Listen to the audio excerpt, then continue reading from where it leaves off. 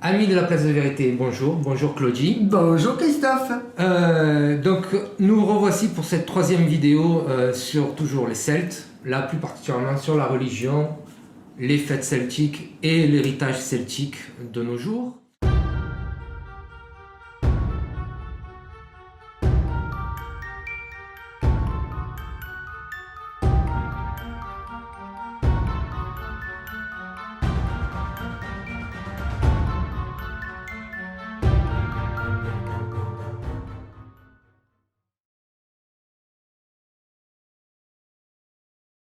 La religion chez les Celtes, étant des païens évidemment, ils étaient un peu déconsidérés, mais ils avaient quand même une religion assez riche, qui a été beaucoup plus préservée du côté de l'Irlande. On en revient toujours à ça parce que l'occupation romaine et après la progression du catholicisme a été beaucoup plus tardif.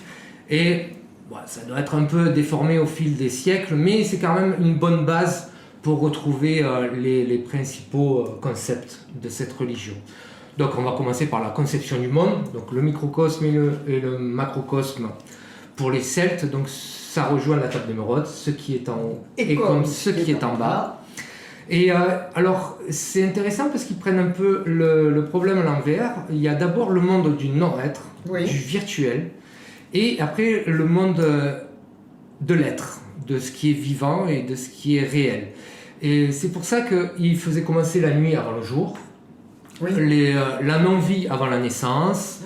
Et d'ailleurs, César, dans sa guerre des Gaules, disait que les Celtes comptaient les anniversaires, le début du jour, les années, les saisons, en partant de la nuit. Toujours pour commencer, non pas comme nous le début du matin, mais en partant de la nuit, ça commençait la journée. Oui, c'est vrai. Donc du coup, l'hiver commençait l'année parce que ça partait de la nature morte, de la nature morte et pour aller vers la vie. Il y avait le monde terrestre qui était divisé en trois parties, donc le lumineux, le bas monde et le monde des vivants. Donc Albe, le blanc pour le lumineux, le Dubno pour le monde d'en bas et le Bitu pour le monde des vivants. Excusez-moi ma prononciation. Donc ces trois termes parlent du monde des vivants en opposition avec le monde d'en bas, mais pas le Dubno, voilà, mais en parlant le monde de l'Anwin, vraiment le monde spirituel des esprits et autres créatures, vraiment le côté surnaturel du monde. Le monde souterrain, ce qui a donné après dans les enfers, dans les autres religions, eux, c'était vraiment une autre partie, le monde, cette virtualité qu'on retrouve. Donc ce qui était conçu dans ce monde-là, après apparaissait dans le monde des vivants. On retrouve, je fais petit aparté, on retrouve ces trois mondes dans la croix celtique où on a les trois mondes que gagne, etc. Donc c'est effectivement cette vision qui était importante. Voilà, on retrouve aussi dans cette conception, il y a toujours cette notion de pilier central, un arbre ou un pilier ou une colonne qui reliait ces deux mondes entre eux.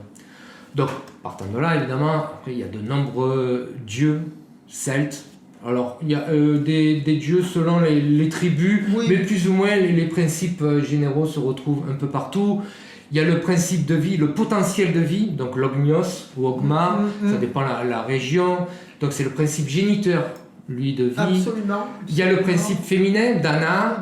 Alors, on retrouve chez les Irlandais, ou Don, chez les Gallois. Oui, aussi. Et de leur union naît le Dieu Fils. Alors, c'est amusant parce qu'on retrouve une trinité. Mais comme disons, souvent dans beaucoup de religions. Donc, Maponos ou Mabon ou Macog, toujours pareil, irlandais, gallois, les noms. Donc, qui représente vraiment la vie sous toutes ses formes. Donc, c'est la réunion entre l'ogmos et Dana ou Don, et ça a donné le Maponos qui crée le monde tel que les Celtes le conçoivent et le vivent. Il est à noter que ce fameux Maponos disparaissait 3 mois pendant l'hiver et il faisait sa réapparition au printemps. Donc ils suivaient la nature, leur dieu suivait la nature, il y avait la dormance de la vie, et puis après, Ben oui. ce foisonnement de vie qui réapparaissait. Voilà, ils étaient vraiment en harmonie avec la nature. Il y a aussi le dieu Lugh, donc le dieu... alors, c'est à moitié la lumière, à moitié le maître de tous les arts, ça dépend la région. Il a plusieurs chapeaux, il a plusieurs attributs. César l'a identifié à Mercure, parce que, alors, il a été, selon les histoires, il a été conçu par un adultère, il a été enlevé à sa naissance, il excelle dans tous les arts, et il protège les voyageurs. Donc, évidemment, César a fait le raccourci. Il y a Taranis, donc Taran, le tonnerre, en brittonique, ou Thoran en irlandais. Bien sûr, voilà. Donc lui est assimilé à dieu Jupiter ou Zeus, évidemment. C'est le dieu du ciel, de l'orage, le symbole de la virilité. Il est accompagné d'une roue. Alors ça c'est important, c'est la roue cosmique. C'est une notion importante chez les Celtes. Et évidemment, il y a une pléthore de petits dieux, de petites déesses, selon les régions, les localités, qui a donné des saints après le catholicisme. Ils ont... avec la transmission, ça s'est christianisé, disons. Voilà, ça s'est christianisé. Voilà. Alors, toute cette mythologie a des racines indo-européennes. C'est pour ça qu'on va retrouver, au travers des civilisations et des diverses migrations, des histoires qui se ressemblent. D'ailleurs, ce qu'ont fait les Romains aussi. Tout à fait. Ils prenaient les dieux, ils prenaient l'histoire. Et ces mythologies indiennes ou asiatiques, donc, ont donné leur mythe fondateur qui ont été transformés par rapport à la tribu et aux différents apports des populations qui ont été en contact après avec les tribus celtes. Après, on a parlé dans notre vidéo sur les druides, donc des fêtes celtiques, on a fait un léger survol parce que là, on va voir qu'il y en avait beaucoup et qu'elles étaient certaines très importantes, d'autres moins, même si elles participaient au rythme de l'année. Au rythme de la vie. Et la première, donc, elles avaient une importance parce qu'elles réglaient l'année, les moissons et ainsi de suite. Et de plus, il y avait ce côté spirituel qui était important, on l'a vu avec les druides. Absolument. Et donc, c'était pas à négliger. Et d'ailleurs, ces fêtes, on va commencer par la principale. Une des principales. On va effectivement les revoir avec un peu plus de détails, parce que effectivement, il y a quand même pas mal de choses à en dire. Et bon, on les avait rapidement survolées. Voilà. Et alors, il faut quand même... il y a une chose qui est importante, c'est que les fêtes celtiques... Toutes ces fêtes celtiques, ce sont des moments de passage. Ce sont des moments de passage parce que c'est la transformation d'un temps à un autre temps. Et c'était également un changement d'état. Donc, d'où l'importance de ces fêtes à travers toute l'année. Voilà. Alors, en Gaule et en Irlande, on a des éléments relativement récents. On n'a pas, ce qu'on a toujours dit depuis qu'on a parlé des Celtes. Oui, c'est des bribes qui ont été recoupées pour. On n'a pas vraiment de choses carrées, écrites, sanctuarisées, absolument pas. On a des échos, on pense que tradition orale. On a une tradition orale, probablement déformée aussi un peu avec le temps. Et donc voilà, c'est quand même un petit peu récent et il ne faut pas, alors là aussi, il ne faut pas commettre l'erreur de regrouper tradition et folklore. Parce que comme nous le verrons plus loin, selon les fêtes, tradition et folklore, ce n'est pas la même chose. Alors donc on va aborder ces fêtes selon leur degré d'importance, à savoir quand même qu'on commence par Samhain, qui est la principale des fêtes. On a une bolle qui démarrait l'année. On a une Bolg, Beltane et Lughnasadh, qui est la dernière. Ce sont les plus importantes et surtout les mieux documentées. C'est à peu près celle qui a laissé le plus de traces aussi. Un peu plus de traces et donc... Alors, on va attaquer par Samhain. Alors Samhain, c'est la fête qui se situe, je dis bien, à l'entour du 1er novembre. C'est pas forcément le 1er novembre. Parce qu'en fait, c'était... 3 jours avant, 3 jours après, en fait ça s'étalait sur 7 jours à peu près. Donc cette fête était importante parce que c'était le moment où les hommes avaient accès au Cid. Alors On va vous rappeler rapidement le ce monde qu'est d'en bas, Lucie. donc le monde spirituel, Le monde spirituel, le monde des morts. le monde des morts. Et ils avaient cette possibilité de pénétrer le temps et de le suspendre, au moins pour la période d'une nuit, mais ça devait durer effectivement au moins plusieurs jours. Les réjouissances duraient plusieurs jours, mais c'est vrai que c'était un moment vraiment précis où ce voile, ça m'incisait. Ça m'insistait. Et il y avait une interconnexion entre le monde des vivants et le monde des morts. C'était important, pas pour rien quand même que la religion l'a récupéré pour le mettre, pour le caler avec la Toussaint, et la fête des morts. Bah, c'est l'une des plus grandes fêtes du calendrier celtique. C'est la plus grande parce que c'est la fête de fermeture de l'année et de l'ouverture de la nouvelle année. C'est pas une fête triste dans l'absolu, c'est pas du tout une fête triste. Elle est ponctuée de nombreux festins, un peu comme nous à Noël quand on commence à festoyer ou à bon. Voilà. Donc il y a ce côté festif. Et par contre, c'est une fête d'obligation, c'est-à-dire que celui qui ne la fête pas, il encourt la mort. C'est un banquet qui est réservé aux hommes. Mais, en parallèle, les femmes également avaient leur tradition et se réunissaient également en parallèle. Alors, ils n'étaient pas ensemble. Pourquoi ? Parce que il y avait le côté guerrier. Alors, quoique les femmes celtes ont démontré qu'elles étaient capables de prendre les armes. Il faut pas voir ça comme un côté misogyne, mais c'était vraiment... C'est côté spirituel, ils avaient des obligations différentes, des pouvoirs différents. Les femmes avaient des pouvoirs que les hommes n'avaient pas, celui de donner la vie par exemple. Et donc c'était très respecté, mais voilà, la célébration se déroulait de façon séparée. Complètement, c'était concomitant, mais chacun avait son rôle et tout. Alors là aussi, il y a encore une petite anecdote que je trouve intéressante, c'est que dans ce banquet de sa mère, on sacrifiait le porc ou le sanglier. Alors ça plairait à Obélix. Ça plairait à Obélix. Alors c'est un symbole, c'était symbole sacerdotal dévolu à Dagda ou Lugh, puisqu'on allait toujours Dagda, Lugh. Selon les. Voilà. La tradition, on va aller évidemment, cette fête est connue de nos jours. On va aller vers le folklore. Halloween. Chez les anglo-saxons, ils en parlent beaucoup. Alors, ceux qui sont dans le néo-celtisme parlent de Samhain, mais la plupart des gens connaissent Halloween. Oui. Alors, au début, Halloween, donc, qui était fêté dans les pays anglo-saxons, surtout en Irlande, c'était aussi cette séparation, ce moment de grâce où le voile était... Alors, moment de grâce entre guillemets, parce que c'était un moment très dangereux. Ça voulait dire que les morts pouvaient intervenir dans le monde des vivants. Et à l'époque, ils avaient des navets lampions. Oui.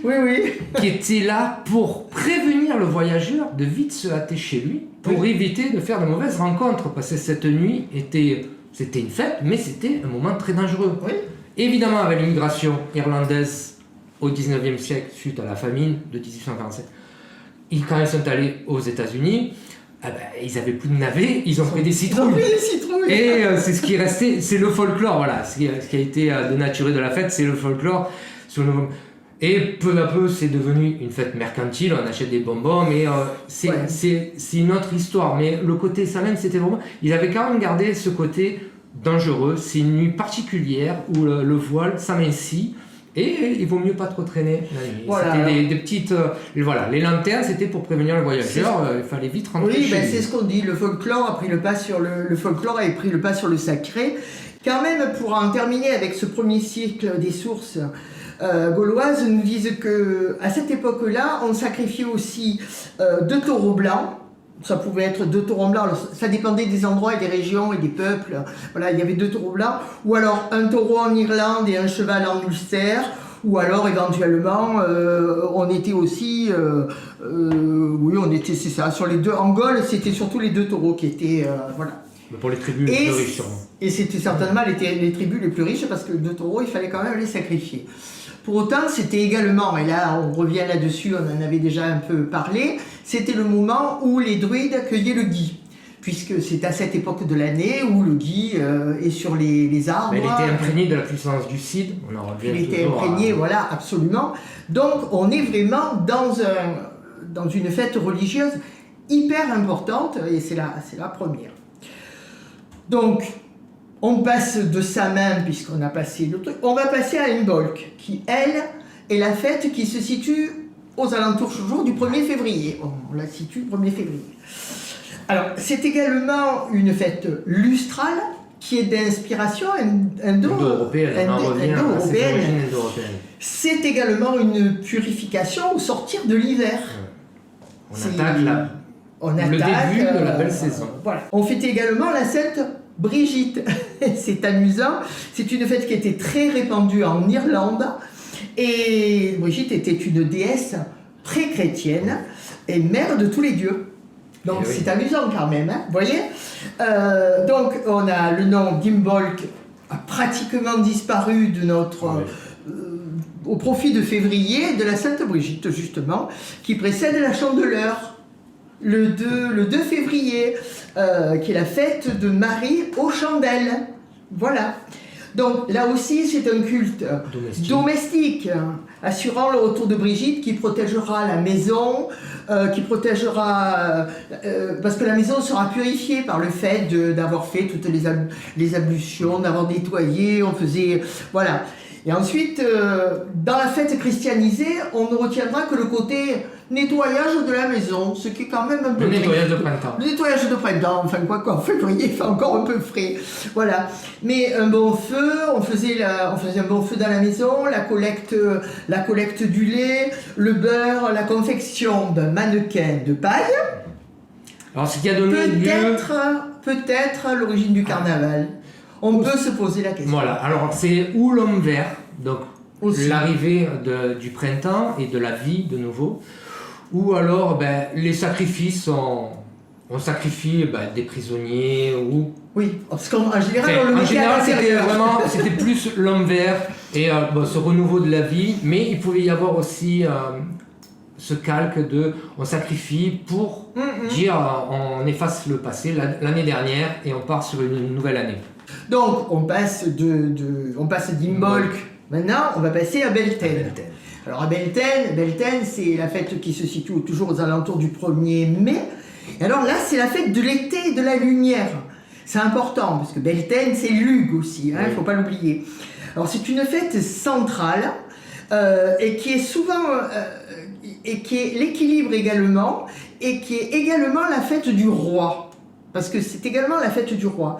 Et c'est le feu de Bel. Beltane, Bel, qui est aussi un dieu ancestral des Celtes. Voilà. Donc, c'est un feu bénéfique que les druides provoquaient, soi-disant, par magie. Bon.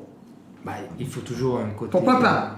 Rituel mystérieux et magique. Absolument. Et merveilleux aussi. Le merveilleux. La population. Il y avait le merveilleux. Donc, voilà, il y avait ce feu bénéfique qui était donc allumé par magie par les druides.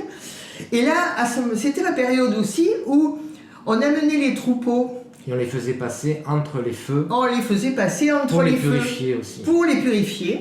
Parce que c'était pour les protéger contre les épidémies, parce que à cette époque-là, il y avait quand même pas mal de... voilà. Alors là aussi, on peut faire un petit rapprochement avec les feux de la Saint-Jean. On est quand même bien dans l'esprit. Puis il faut rappeler au niveau du calendrier, entre le 1er mai et juin, maintenant pour la Saint-Jean, le calendrier n'était pas fixe comme il est maintenant, et il y avait des décalages, donc les dates qu'on donne, à des moments devaient se caler à peu près sur les dates de maintenant, et selon les années, ça devait jouer à peu près... Mais c'est pour ça que je dis toujours c'est aux alentours, parce qu'elles n'étaient pas figées. Eux, ils étaient beaucoup plus proches de la nature que ce que nous, on l'est. Et donc voilà, donc c'était une fête de changement de rythme qui permettait de passer du cycle hivernal au cycle estival. Donc c'était bien.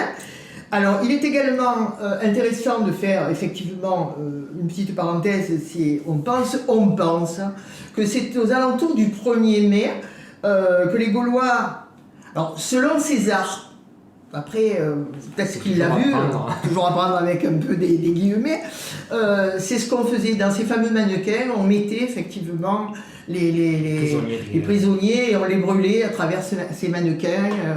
Voilà.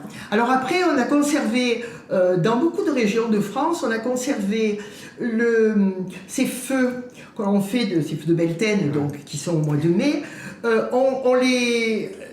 On mettait dans beaucoup de villages, on mettait des grosses bottes de paille en haut de collines et on les faisait dévaler. On mettait le feu et on faisait dévaler ça jusqu'à la fin de la colline. C'était vraiment une réminiscence de ces rites.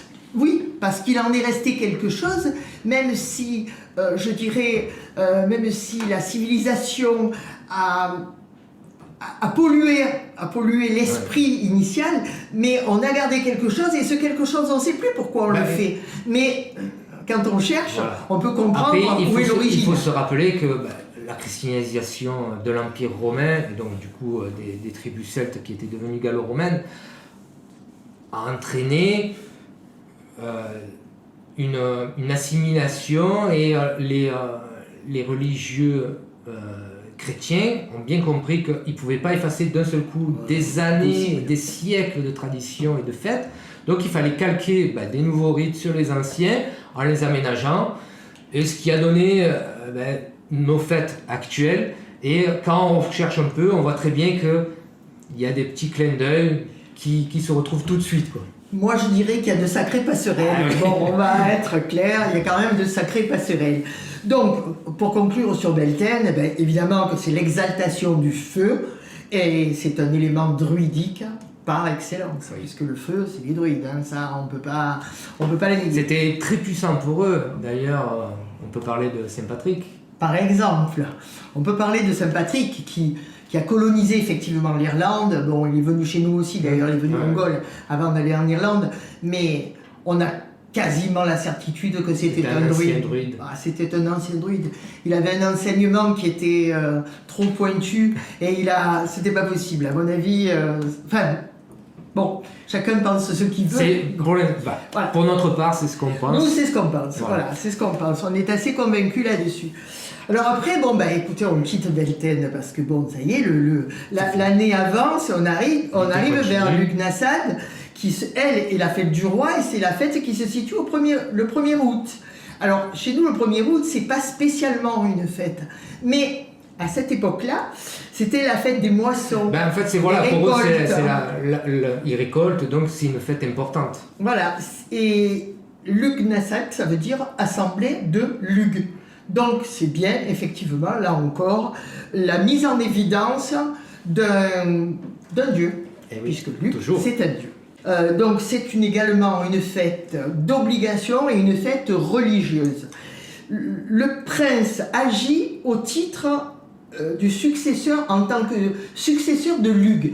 Donc c'est lui qui préside, il est le moteur de la fête, et il agit en roi, en honorant la terre-mère, et en assurant la subsistance de son peuple, parce qu'il a l'obligation d'assurer. Le roi a des contraintes énormes. C'est pas un souverain. C'est pas uniquement le chef. Le chef, il a énormément d'obligations, et si jamais il ne les remplit pas, à mon avis, il devait répondre. Il devait répondre de ses actes. Donc c'était quand même très important. Donc, par contre, contrairement à sa main, il n'y a pas d'assemblée légale. C'est beaucoup plus. C'est plus festif. C'est une fête d'amitié. Voilà, c'est une fête d'amitié, de prospérité, où toutes les impuretés sont bannies, la guerre, la justice, tout est suspendu. Voilà, on essaye de revenir à la gaieté, aux jeux, les foires, les festins pris en commun, les chants, les danses. Il y a vraiment toute une mise en scène qui est faite pour remonter le moral. Il y a ce côté réjouissant aussi, parce qu'ils ont fait les moissons, donc ils ont à manger. C'est une époque de prospérité. Absolument. Alors évidemment, il ne faut pas tout brûler avant de retourner à sa main, mais c'est un moment heureux, parce que si la récolte a été bonne, ça veut dire que le roi a fait son travail au niveau des dieux. Absolument. Et il a été récompensé, du coup le peuple en bénéficie. Totalement. Et donc, c'est vrai qu'à travers ça, il y a donc toutes ces fêtes se déroulaient en général. Alors c'est amusant, sur des hauteurs. On était, alors vous voyez les sites celto-ligures que nous on peut avoir dans notre région. Bon, mais là on est un petit peu en haut d'une colline, on est souvent là. Pourquoi? Parce que voilà, ça se déroulait sur des hauteurs. Je suppose que on mettait aussi au point tous les mariages. C'était la période où on faisait des accords entre les uns et les autres. Les alliances, entre les tribus. On faisait tout ce genre de trucs.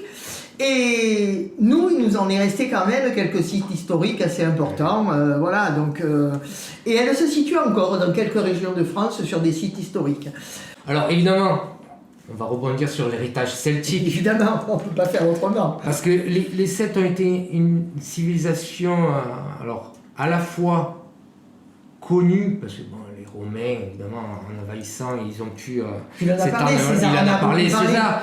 Mais la difficulté, c'était des traditions orales, donc il n'y avait pas d'écriture, ou oui. du moins pas d'écriture connue. Oui. Et c'était très dur d'avoir des traces. Oui. Alors, on a plus de traces du côté irlandais, et, parce que c'est resté préservé plus longtemps, mais ça reste quand même une tradition orale. Alors, en France, donc l'ancienne Gaule, il y a la typonymie qui se retrouve. On a Lyon, Lugdunum, donc la ville de Lug. Les Romains ont pris Lugdunum, ils ne se sont pas cassé la tête, ils ont vraiment pris le truc. En Irlande, on a Leicester, c'est le pays des grandes lances, ça aussi. On a les mots qui sont passés en français, le char, l'alouette, on en a déjà parlé dans la première vidéo. Donc, la Charente. Alors, ce qui est amusant, c'est que ce qui perturbe nos amis anglo-saxons, c'est notre façon de compter. Donc, nous comptons les dizaines, et puis, arrivé à 8, on compte en 80 et 90. Et vu que la plupart des pays ont une origine, enfin, comptent comme les Romains, donc ça a donné 70 et 90 chez les Belges. Bien sûr. Mais nous, ils comptent. Pourquoi en France on compte par 80-90? Simplement parce que les Gaulois comptaient avec leurs mains et leurs pieds. 10 doigts, 10 orteils, 4 x 20. Et après 4 x 20 plus 10. Et c'est amusant de retrouver qu'ils nous ont laissé cette trace dans les mathématiques et qui a perduré très longtemps. Ça reste très intéressant, cette chevauchée à travers l'histoire des Celtes. Ouais. Très intéressant d'ailleurs, c'est pour ça que nous y plongeons volontiers. Nous espérons qu'on a pu vous dresser un portrait le plus fidèle avec nos connaissances. On a essayé d'être le plus honnête. Voilà. On a essayé d'être le plus honnête. Et par rapport à aussi que ça vous a assez intéressé pour vous y plonger vous aussi. Oui. Et nous nous retrouverons sûrement pour d'autres vidéos sur d'autres sujets qui nous intéressent aussi. Sur d'autres thèmes. Voilà. À bientôt alors. Au revoir. À bientôt.